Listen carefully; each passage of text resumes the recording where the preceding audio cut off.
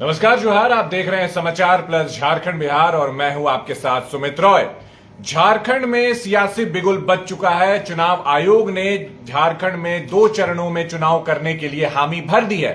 अब एक के बाद एक, चाहे वो एनडीए खेमा हो या इंडी गठबंधन, लगातार सीट शेयरिंग को लेकर के और उम्मीदवारों के नाम को लेकर के चर्चा में बना हुआ है। आज थोड़ी देर पहले एनडीए खेमे ने यानी कि बीजेपी और आजसू के साथ जो और 2 घटक दल जो इस बार एनडीए के तौर पर विधानसभा चुनाव लड़ने वाले हैं, उन्होंने सीट शेयरिंग का फॉर्मूला जो है वो तमाम मीडिया कर्मियों के सामने और तमाम दर्शकों के सामने भी रख दिया है। आपको बता दें, इस वक्त की सबसे बड़ी खबर यह है कि बीजेपी जो है इस 81 विधानसभा में से 68 विधानसभा सीटों पर इस बार चुनाव लड़ने वाली है। वहीं अगर हम बात करें बीजेपी के बाद दूसरे सबसे बड़े घटक दल यानी कि आजसू की, तो आजसू इस बार 10 सीटों पर चुनाव लड़ने वाली है।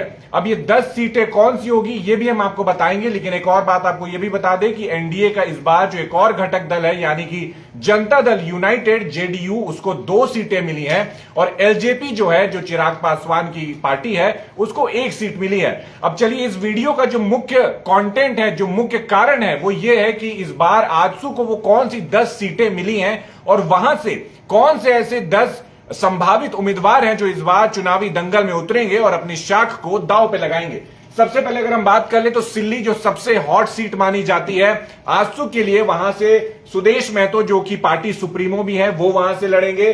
रामगढ़ की अगर हम बात करें तो चंद्रप्रकाश चौधरी की जो पत्नी है सुनीता चौधरी, वो इस बार चुनावी दंगल में देखने को मिलेंगी। साथ ही अगर हम गोमिया की बात करें तो लंबोदर महतो, ये 3 जो सीट है ये लगभग कंफर्म हर बार रहती है आजसू की। इस सीट से आजसू इन्हीं कैंडिडेट्स को हमेशा से उतारती है। फिर अगर हम बात करें पाकुड़ की तो अजहर इस्लाम जो है समाज सेवी, उनका नाम सामने आ रहा है, लेकिन देखना दिलचस्प होगा कि क्या अजहर इस्लाम के नाम पर आजसू जो है वो सहमति बनाती है या नहीं। अगर हम मनोहरपुर की बात करें तो बिरसा मुंडा वहां से एक प्रबल कैंडिडेट है जो इस बार चुनावी दंगल में उतरने को तैयार है। लेकिन अभी भी एक बार फिर से मैं आप तमाम दर्शकों को बता दूं कि ये जो भी लिस्ट हम पढ़ रहे हैं, 10 लोगों की जो सूची हम पढ़ रहे हैं, वो संभावित है। अभी तक आजसू की तरफ से कोई भी ऑफिशियल इस पर स्टेटमेंट नहीं आया है।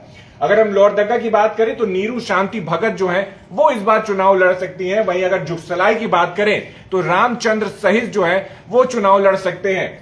अगर मांडू की बात करें तो निर्मल महतो, डुमरी से यशोदा देवी और ईचागढ़ से हरेलाल महतो, ये 10 संभावित उम्मीदवारों की जो लिस्ट समाचार प्लस तमाम दर्शकों को बता रहा है। एक बार फिर से बता दूं आपको कि थोड़ी देर पहले एनडीए की एक संयुक्त पीसी हुई थी जिसमें इस बात को, इस सीट शेयरिंग को लेकर के हामी भरी गई है और 68 सीटों पर यानी कि टोटल 81 विधानसभा सीटों में से 68 सीटों पर बीजेपी चुनाव लड़ने वाली है। हालांकि हिमंता विश्व शर्मा और बीजेपी के जो प्रदेश अध्यक्ष हैं बाबूलाल मरांडी, उन्होंने ये साफ कह दिया है कि अभी जब जेएमएम की लिस्ट सामने आएगी उसके बाद सीटों में कुछ फेरबदल जरूर हो सकता है। लेकिन इस वक्त का जो फॉर्मूला सेट हुआ है झारखंड विधानसभा 2024 लड़ने का, वो यही है कि बीजेपी 68 सीटों पर चुनाव लड़ेगी, 10 सीटों पर आजसू को मौका दिया जाएगा, 2 सीटों पर जेडीयू को मौका दिया जाएगा और वहीं 1 सीट पर एलजेपी जो है इस बार चुनाव लड़ेगी। तो चुनाव से रिलेटेड तमाम जितनी भी जानकारी, जितनी भी अपडेट्स है, उन सभी को जानने के लिए सबसे पहले आप समाचार प्लस के तमाम सोशल मीडिया प्लेटफॉर्म्स को